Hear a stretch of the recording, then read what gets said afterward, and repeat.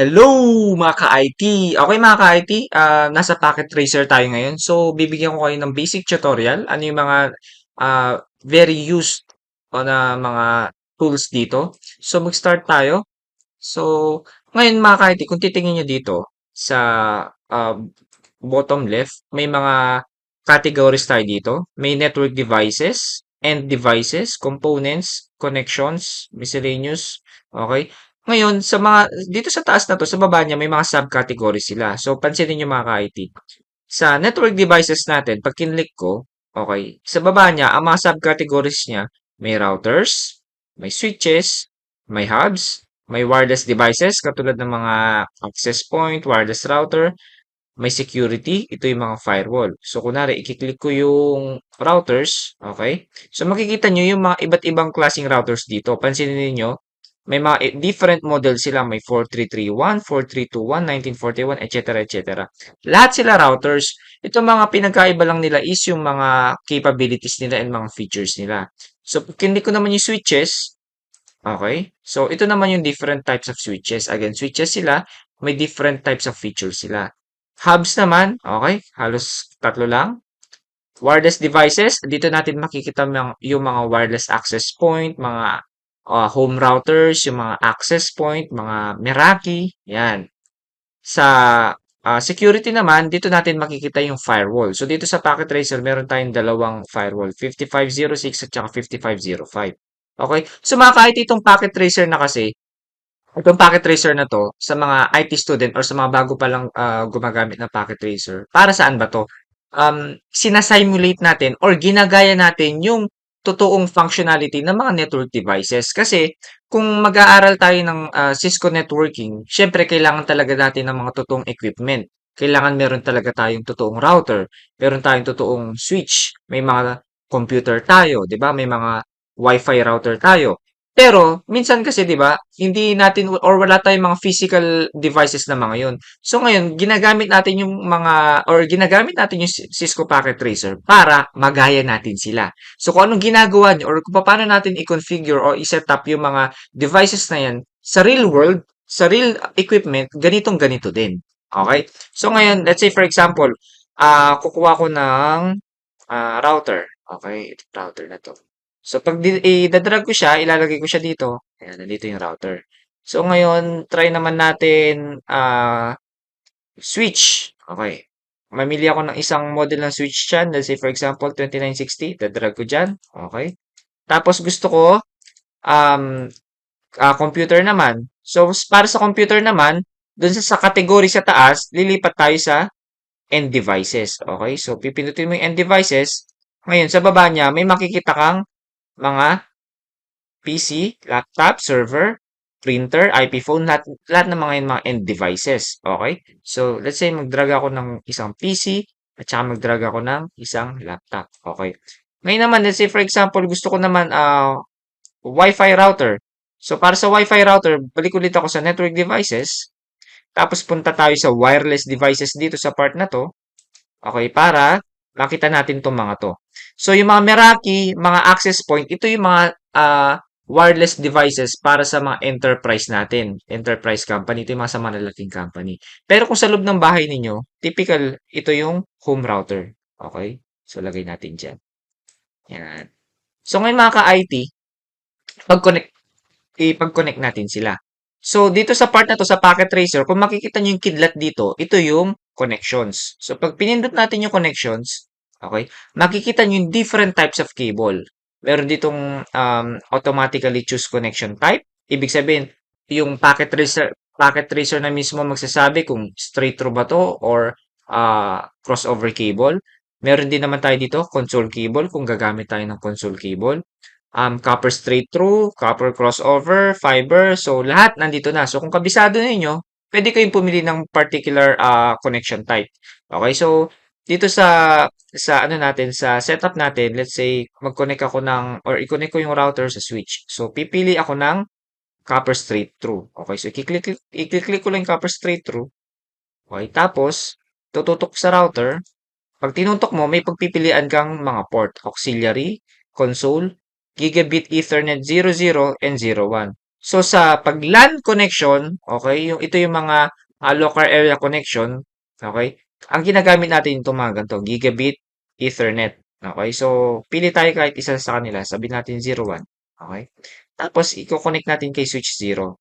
Okay, pag connect natin kay switch 0, pansinin niyo, ang daming mga ports. Okay, so pili tayo dito. Again, sa previous video ko sa YouTube, okay, kahit alin port dito, walang problem. Okay, so let's say for example 19, port 19. Yan. So, pwede mo rin siyang i-drag, okay, ikot-ikutin. Ngayon, ito nakikita niyong red na triangle na to, ito yung link lights. Kapag red siya, ibig sabihin nakapatay yung link or nakapatay yung interface niya. Pag naka-green naman yan, naka-on yung interface. So, connect naman tayo from switch to PC0. Copper straight through din ang gagamitin natin. Okay? So, from switch, okay. Guys, tatandaan nyo, pwedeng mauna yung switch or PC0, walang problem yun. Basta mapag-connectahan natin sila. So, let's say, for example, FA024, tapos, fast Ethernet, okay. Yan. So, mapapansin nyo mga IT, green naman yung sa PC. Ibig sabihin, yung interface card ni PC is naka-on ka agad. Okay. So, dito naman tayo sa wireless router and laptop 0. Okay. So, mapapansin ninyo, by default, yung mga laptop devices natin sa Packet Tracer, ang meron lang siya is pang NIC card na pang cable. So, paano yun? So, kiklik ko yung laptop. Okay. Tapos, sa physical tab niya, makikita nyo, i-zoom in natin. Yan. Meron lang siyang NIC. Ito. Okay. Yan, ito. So, pwede natin palitan yan para makakonect tayo sa wireless router. So, ang gagawin natin, papatayin muna natin yung PC. Okay. Kasi idadrag natin ito. Yan. Tapos, pipiliin natin yung WPC300N. Yan. Yan yung wireless stick natin. So, on ulit natin yung laptop. Yan. Pansinin niyo, automatic, nag-connect na siya sa wireless router. So, ganito mag-connect ng Wi-Fi naman.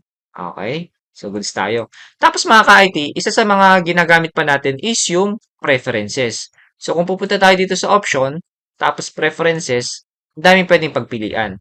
So, kung gusto niyo, if ever lang makita niyo yung mga switch port or interfaces kung saan sila nakakonect, pwede niyo pindutin itong always show port labels. Okay? Pag pinindot ko yan, makikita nyo kung anong interface ko, anong port number sila nakakonect. Okay? So, dito kasi sa demo ko, okay, para mas malinis tignan, hindi, naka-disable na siya. Okay? Kung ayaw nyo naman makita yung device name, pwede nyo naman i-click ito para mawala yung pangalan ng device name nila. Kung gusto nyo makita yung device model, pwede nyo i-click yung device model. So, makikita nyo yung device model nila. Okay? So, ngayon, pwede nyo rin palitan yung font size ng application, yung CLI, okay, pwede nyo rin palitan yung command line interface na font niya. So, let's say, for example, pupunta tayo dito kay router. Okay? Para makapunta sa CLI ni router. Okay? Close muna natin to. Okay? Punta tayo sa router. Okay? Tapos, physical config. Dito sa CLI, pipindutin nyo. Yan. Ito yung CLI ni router. Ganon din sa switch mga ka-IT. Close natin. Ganon din sa switch. Click mo na yung switch, hanapin mo lang yung CLI tab para makapunta ka na sa mismong CLI tab. Okay? So, kung gusto natin palakihin to mga ka-IT, itong font nito, okay? Punta lang tayo dito sa options, preference, tapos font, tapos CLI. So, lakihin natin, gawin natin 20. Tapos apply natin. Okay? So, mapapansin ninyo mga ka-IT, ayan, mas malaki na. Diba?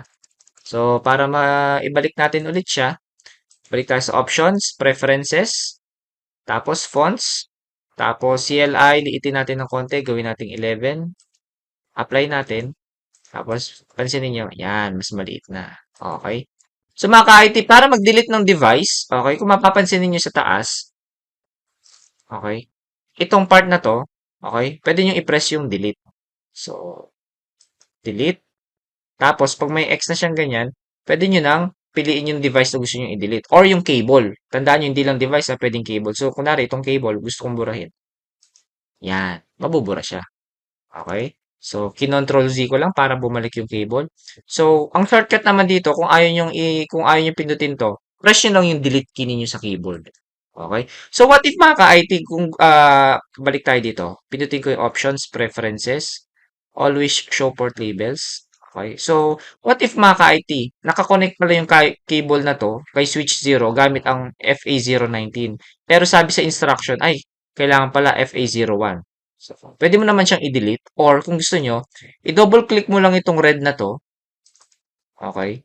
Para ma-disconnect lang siya doon sa mismong switch. Tapos, i-connect mo na yung FA01. Okay? Mas mabilis kasi yun. Okay? So,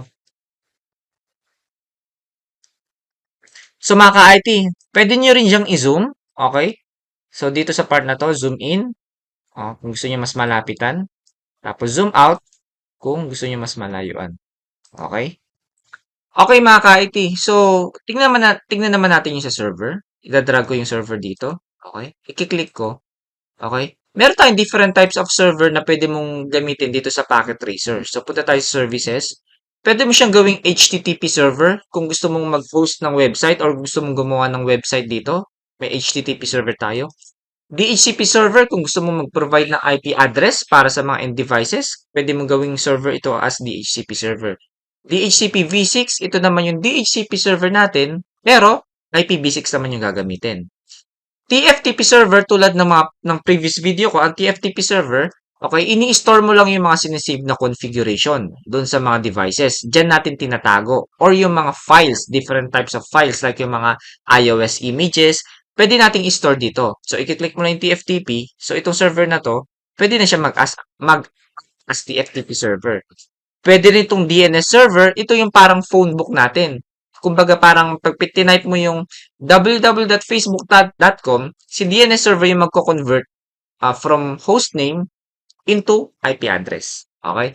Syslog server naman, ito naman, again, doon sa mga previous video natin, balikan nyo lang.